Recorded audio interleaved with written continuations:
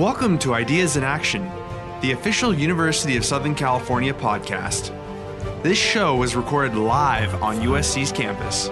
Welcome to USC Facebook Live. I'm Juan de Lara, and I'm the director of the Latinx and Latin American Studies Center, where, as I like to say, every day is Latina and Chicano Heritage Month. I am also an associate professor of American Studies and Ethnicity at USC Dornsife College. And for those of you who don't know, American Studies and Ethnicity is part of a longer struggle for the right to establish ethnic studies departments within the academy. And this longer struggle also brought us things like Latinx Heritage Month that we are celebrating today.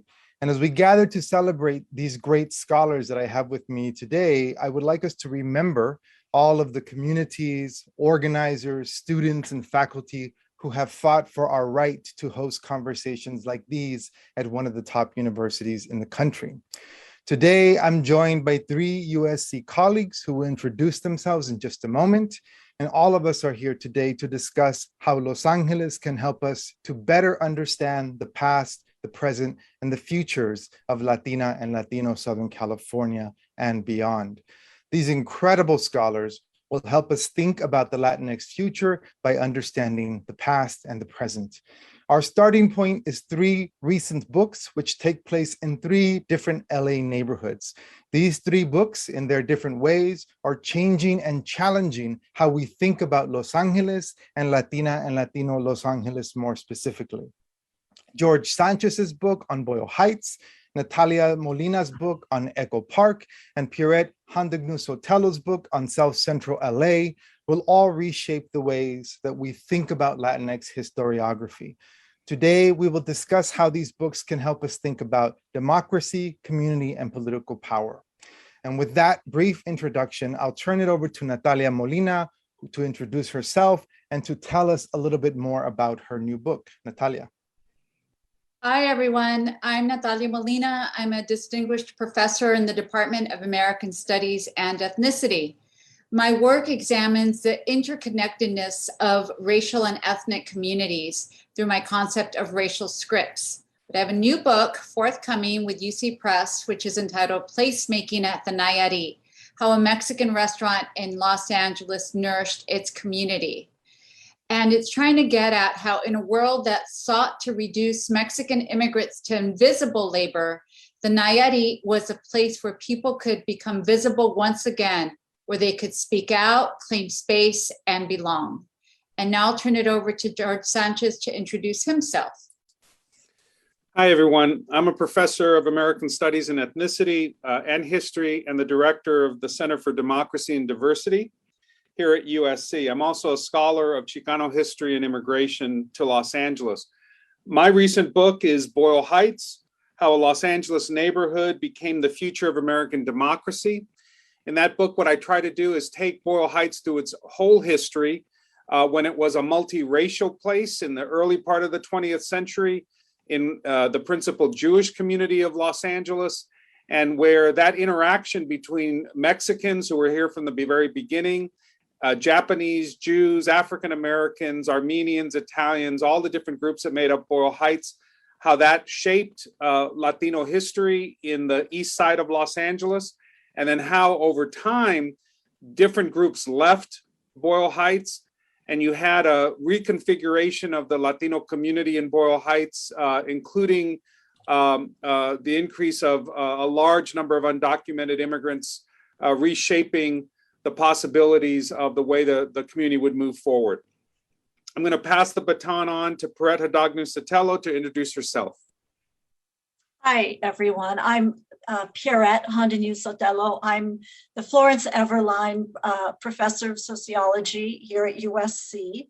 And because the book is still kind of recent, I'm going to hold it up. It's my little baby, but it's not just mine. I want to emphasize it's co-authored with Manuel Pastor, and we've also co-authored it with the graduate students and research assistants who helped us understand this process of neighborhood change in South LA also sometimes called South Central. So we look at neighborhood change over the last 40 or 50 years as a historically important African-American neighborhood has now become majority Latino. What does that mean? How did that happen? And we really try to understand what that means at the neighborhood daily, the level of daily life.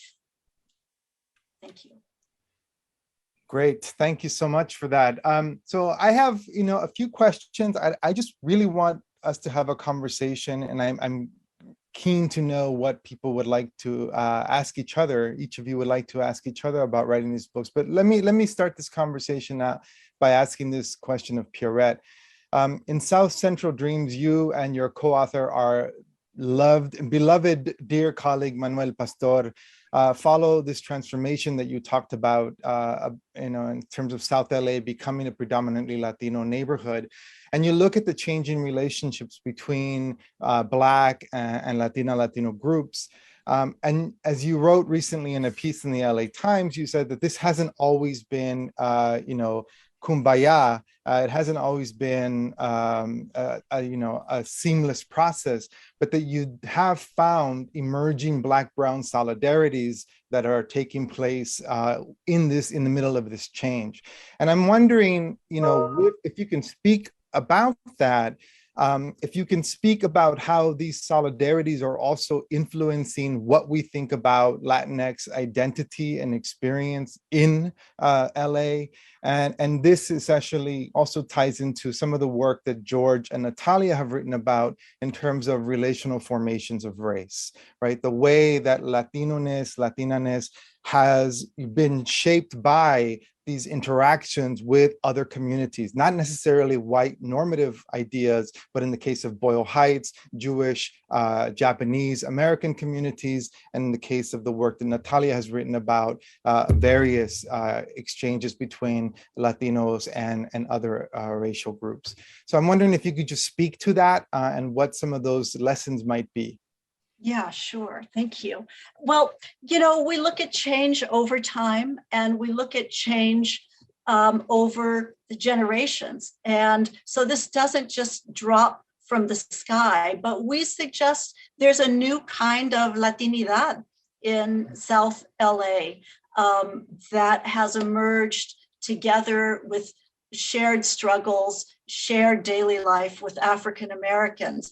It didn't just pop from the sky. The first generation of Mexican and Central American immigrants came here in those big boom years, the 80s and the 90s. This was after and during a time when South LA was going through job loss, deindustrialization, violence, street violence, the crack cocaine crisis. A lot of Black families that could left for the exurbs. They went further west.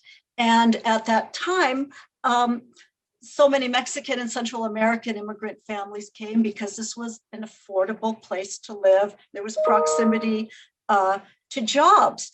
But they didn't necessarily find an easy reception, right? There was racial resentment, violence, unsafe streets, and language barriers, right? This first generation is largely monolingual, and we're not able to establish really close relations with their Black neighbors, although we did find incidences of Black parental mentorship and other kinds of helping. But in general, a lot of social distance between African Americans and this first generation. The story for the second generation of Latinos coming up in Watts, in historic South Central Avenue, is totally different. They have, well, first of all, they're fully bilingual. They have Black friends, girlfriends, boyfriends. They're on sports teams together. They're listening to the same music. they grow up feeling this deep affinity. They have Black teachers, mentors. They see models for civil rights struggles and community organizers, and they feel proud to be part of it. They feel proud to be coming up in a place like Watts that has such an important legacy. Why don't we use this as an opportunity to jump off, and maybe George and Natalia, you can sort of pick up on some of that conversation that Pierrette, talked about. Especially, I mean, the way that George, you write about this, and Natalia, you've certainly written about this. But I was struck by what Pierrette said about the changing nature of Latinidad, right? And what that means to start in a place like South Central. What does that look like in your respective work? Well, so many things resonate with Boyle Heights, but with an earlier migration of the intense migration that came from the Mexican Revolution in the teens and the 20s. And what you had was similar patterns. You had the parental generation, the first generation, often didn't discuss with the other people in Boyle Heights because they didn't speak the same language. And they were separate, although there were institutions. The institutional connections are really key. In the era I'm talking about for Boyle Heights, it was labor unions and the particular connection between Jews and Mexicans in labor unions. And Boyle Heights became the centerpiece of labor unions. For the second generation, much more interaction. And then the importance of Roosevelt High School and the interactions in the schooling system really create incredible connections with Jews, Mexicans, Japanese. That didn't mean that Boyle Heights didn't go through very difficult periods. The periods that I talk about of Mexican repatriation followed by Japanese American internment during World War II. But people are watching this happen to their neighbors, to their classmates. And they end up with a civil rights tradition that emerges in Boyle Heights, I think best exemplified by Edward Roybal and the Community Services Organization that sort of emerge up from that World War II generation, that generation that's grown up together in Boyle Heights, and really feel like there needs to be change and protection of the community. That's incredibly important. So I sort of see some of the similar things happening in South LA right now because of that generation that's growing up with African Americans and the shared history that's embedded there. This is so exciting. I have the privilege of teaching a Mexican American history course right now at USC. And at the beginning of the course, I told them that we would talk about things like citizenship, not just in the legal sense, but in the cultural sense, social membership. And we would look at it at the level of the nation, how it's structured by things like immigration acts, but also at the local level, neighborhoods. And so it's fascinating to me to be now talking to two of my esteemed colleagues, interviewed by another esteemed colleague, about how that change, what it means to be Latino is so different, not just between Los Angeles and New York, Los Angeles and Miami or Texas, but even within Los Angeles, just some zip codes. And so much has to do with who's around you. When we talk about race being a relational concept, it's also about who your neighbors are and how the space that you live in has been structured. And so when George mentions in Boyle Heights, that kind of diversity that we think about like diversity, it's good, is also made possible by things like racial covenants, federal government redlining, the construction of freeways. And so it's a very different experience to feel like you're in a diverse area, but because you have something in common in terms of being outsiders. And so what I try to talk about in my book, Place at the Nayarit, is looking at a semi-public space, a restaurant, which is clearly a private space in terms of its own, but in so many ways, it gave its Mexican customers a freedom that public spaces like parks and pools and beaches did not necessarily, because they were segregated. Yes, even in Los Angeles, they were segregated. And so it was a place that people could go to after work and speak in Spanish, make the sign of the cross before they ate a meal, sing along with a trio, really take up space in a place where otherwise they might just have been thought about as laborers. So it's also trying to get at what that identity of being Latino means when you are, you have that kind of freedom. But Echo Park, like the places that George and Pierrette talk about, is a multi-ethnic, multiracial area because it doesn't have the same kind of racial covenants that other neighborhoods do. And there is a progressive attitude that's historical in terms of, longshoremen working there, union workers, artists. So we also need to look at that longevity of what kind of those progressive politics and that effect that it has for years to come. But I want to sort of jump off there and maybe talk a little bit about how you position these three books, your work, in the context of Latina Chicano history and scholarship and how we understand LA. If you look at the earlier writings, we went through this period of trying to understand the barrio as an isolated, separate space.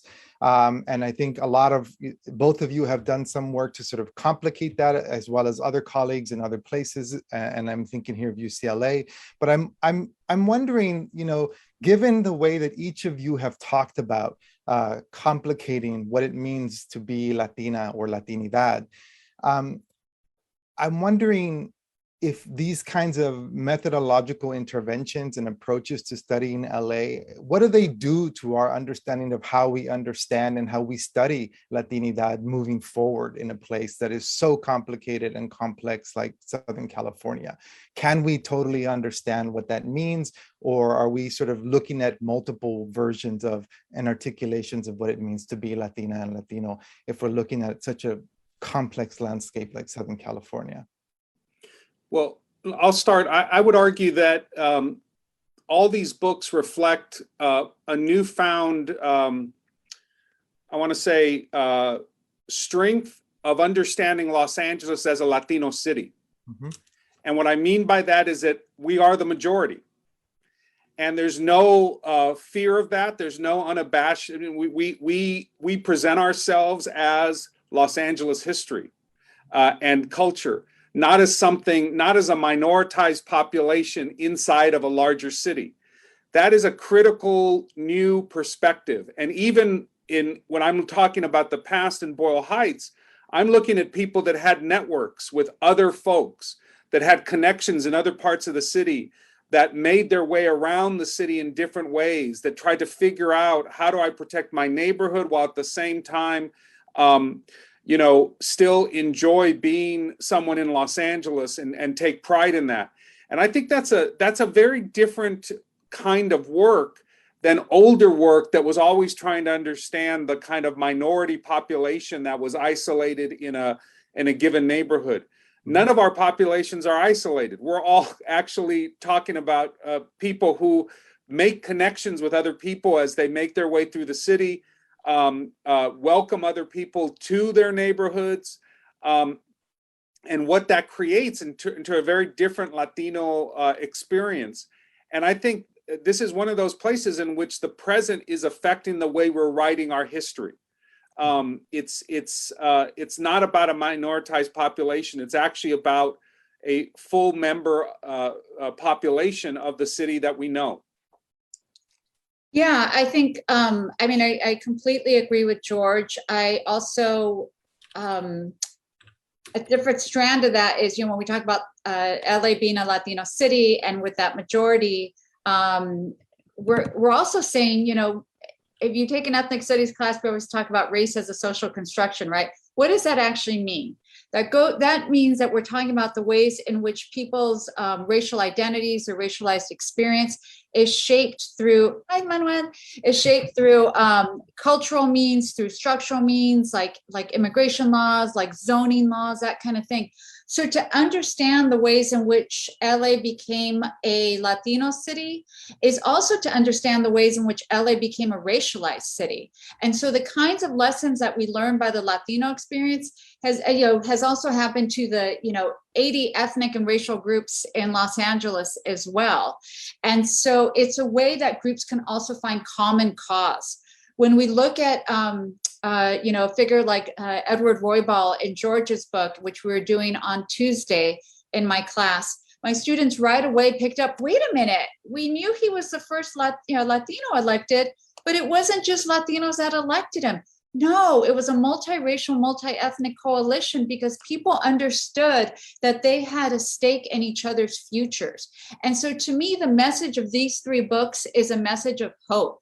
It's not a kumbaya kind of hope, as you mentioned earlier, Juan. It's a message of hope in saying we have differences and we may have different racial and ethnic experiences, but we do understand that there are commonalities in terms of access to healthcare, access to education, how we experience the pandemic. And this is a very important moment to have this message of hope and common cause as we see the inequalities that the pandemic has just completely brought to the forefront, as we go to elect a new mayor, as we just went through a recall, and we need to understand the importance of these kind of cross-coalition politics. Speaking of, that's a great segue into our new guest, Manuel Pastor, who is the co-author of the book with Pierrette Handagnu-Sotelo, who is having technical difficulties. So Manuel was following along and so kindly joined us. So I want to give you space now to talk about that or talk about other things you want to talk about. But that point, the book that you co-wrote with Pierrette speaks about a neighborhood that has been profoundly transformed by the growth of social movement, progressive social movement politics. That is where organizations like Community Coalition, like Scope Agenda come out of. And I'm wondering if you could speak to the role that those organizations have played in crafting these kinds of coalitions. Because somebody asked in the comments about Latinos and how people are using the political power, given the fact that as we are now, and as George said, not a minority, but actually an overwhelming large population in Southern California. Great. Well, I'm the emergency backup plan for South Central Dreams. So hopefully Pierrette gets reconnected. And I missed the first few minutes. I forgot, didn't quite get what you said, but one thing I would say that has been really important is not the supplantation of racial identity, but the merging of it with spatial identity. Mm-hmm. So that how you feel like you're a resident of South Los Angeles, that you feel like you've been part of a population that's been left behind and kept behind, and yet part of a population that is incredibly resilient at an individual level. There's many great stories of people making it from South LA, but resilient at a social level in terms of being able to deal with change and emerge with a new kind of organizing. And that's been one of the secrets of South Los Angeles. It is not to say that there's never been Latinos in South LA. There always have been. There was just a big, big growth in the 80s going into the 90s. And it's also not to say that there hasn't been Black-brown organizing in Los Angeles in the past, including in South Los Angeles. But what was distinct in the past was that it was often, for example, the concerned citizens of South LA, mostly Black, based in South LA, organizing with the mothers of East LA around environmental issues, largely Latina, based in Boyle Heights, actually. And so there were two geographies fighting coalition. It's different to find coalitions in the same space. And that's what's been crafted in South LA is this kind of frontier of Black-brown organizing that is trying to find a common ground around shared space issues, and is also trying to make a link toward more progressive movements that can really change political power. One of the things to realize is that this is not easy work. And it's also really important, and we raised this in the book, it's asymmetric work. What do I mean by that? If you are Black and an organizer or even a community member in South Los Angeles, you need to be thinking about what your relationship is to Latinos, particularly if you're a Black political figure. Mark Ridley Thomas, for example, got elected, yes, with Black votes, but very much with labor and Latino votes. If you're a Latino political figure in East LA, you don't have to think very much on a daily basis about what your relationship is to Black people, Black organizers, etc. If you're Latino in South LA, you constantly need to think about your relationship to the Black political establishment, organizing efforts, etc. And the reason why this is important is because Latinos in South LA have developed the skill of building coalitions on a face-to-face, neighbor-to-neighbor basis, as have Black people in South LA. And that is an important skill that we need citywide. We need to make sure that people who are in the San Fernando Valley, who might not see many people of color, although how can you be in LA and not see many people of color? Or people who might be in an area that's all Latino, that they recognize the need to form these citywide coalitions. And I think that, by the way, has been the secret of George's work over the years, is to show how much multiracial organizing in Los Angeles owes to an Edward Roybal and the kind of work that happened in Boyle Heights and more generally in East LA. And in some ways, George's famous work, The Making of Mexican Americans, rooted in place. We're talking about the making of a new kind of Latino, rooted in place, rooted in South LA. Thank you so much. So we have, unfortunately, only a few minutes left. But I do want to ask if anybody has any questions of each other. One thing that I would plant here is, in the conversation, in the national conversation about race, I think Latinas and Latinos still get left out most of the time at a national level. So I'm wondering what your work, what LA can teach us about, localized, centering the experience of racial formation and Latinas and Latinos in LA, and how can that contribute to a national conversation about race? Or you can add, any final comments that you would like to make. We have roughly about 4 minutes. George or Natalia?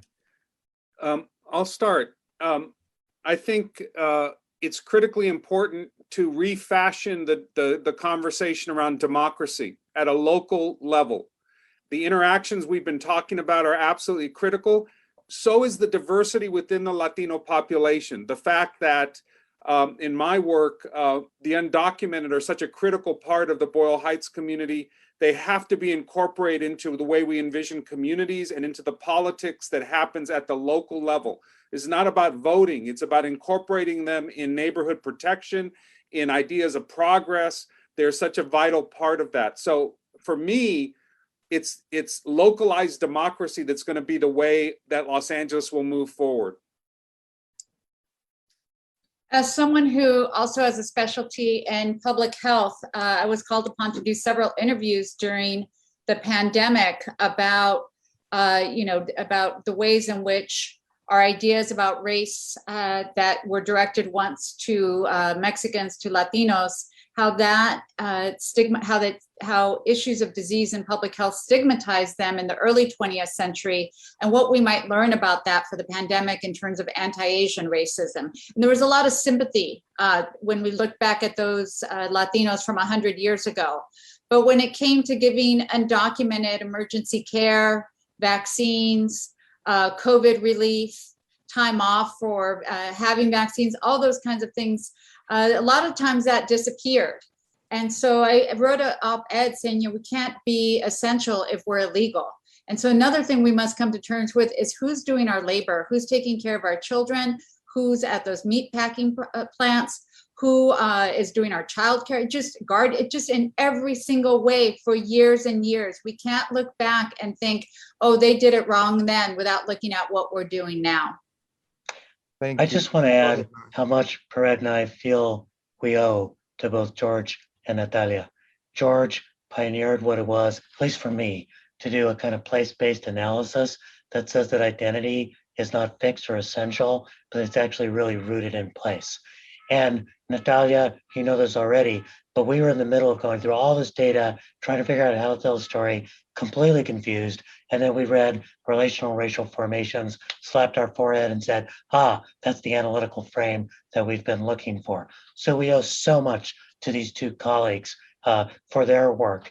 And I would be remiss if I didn't also add that we should actually have a special session about Juan's book, Inland Shift, because it also is talking about how place, the Inland Valley or Inland Empire, forms a very different kind of identity and terrain for political struggle, and maybe, in my view, one of the most brilliant books of the last decade in both sort of geographic studies and Latino studies. So worship. Too kind, too kind. This is about your books, not mine, but thank you very much. Pierrette has joined us. I don't know if you want to say anything before we have to leave. We are at the 4:30 mark. Pierrette, if there's anything you wanna say.